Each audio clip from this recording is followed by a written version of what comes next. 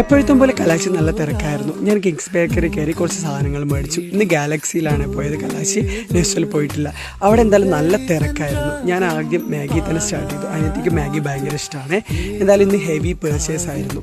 അവിടെ നല്ല തിരക്കും ഉണ്ടായിരുന്നു. അവൾക്ക് 2 ഡയറി മിൽക്ക് മേടിച്ച് നേരെ അമ്മേൻ്റെ വീട്ടിലേക്ക്. അവിടെ നമ്മൾക്ക് ലേറ്റ് ആയിട്ടുണ്ടായിരുന്നു. ഡയറി മിൽക്കും കൊടുത്ത് അവിടെ നോക്കുമ്പോഴാണ് കപ്പയും മീൻ പൊരിച്ചും വെച്ചിട്ടുണ്ടായിരുന്നു. നല്ല ടേസ്റ്റ് ആയിരുന്നു. അമ്മമ്മയാണ് ഉണ്ടാക്കിയത്. നമുക്ക് ഓണം ഇല്ലാത്തതുകൊണ്ട് പിറ്റേന്ന് ഒരുപാട് ലേറ്റ് ആയിട്ടാണ് എഴുന്നേറ്റത്. ഞങ്ങൾ ഒരേ ഡ്രസ്സൊക്കെ ഇട്ട് ഞങ്ങൾ വെലങ്ങാട് തിരികെ കയറ്റേക്ക് പോയി.